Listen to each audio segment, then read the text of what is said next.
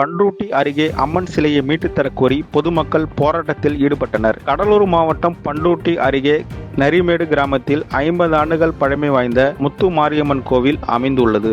இந்த கோவில் கருவறையில் உள்ள அம்மன் சிலையை ஒரு தரப்பினர் எடுத்து புதிதாக கட்டிய கோவில் அருகே வைத்து வழிபாடு செய்வதாக கூறப்படுகிறது. அதற்கு எதிர்ப்பு தெரிவித்து மற்றொரு தரப்பினர் இது சம்பவமான நடுவரப்பட்டு காவல் நிலையத்தில் புகார் அளித்தனர். காவல்துறையினர் நடவடிக்கை எடுக்காத நிலையில் ஆத்திரமடைந்த கிராம மக்கள் இரவில் திடீர் 200க்கும் மேற்பட்டோர் போராட்டத்தில் ஈடுபட்டதால் பரபரப்பு ஏற்பட்டது. இது குறித்து அவர்கள் கூறுகையில், இது தொடர்பாக புகார் அளித்தும் காவல்துறையினர் நடவடிக்கை எடுக்காத நிலையில் நாங்கள் போராட்டத்தில் ஈடுபடுகிறோம். மேலும் நாங்கள் கொடுத்த புகாரின் பேரில் நடவடிக்கை எடுக்கவில்லை என்றால் கடலூர் மாவட்ட காவல் கண்காணிப்பாளர் அலுவலகத்தில் தீக்குளிக்கவும் தயங்க மாட்டோம் எனும் போராட்டக்காரர்கள் தெரிவித்தனர். இதனால் அப்பகுதியில் பெரும் பதட்டமான சூழல் ஏற்பட்டது.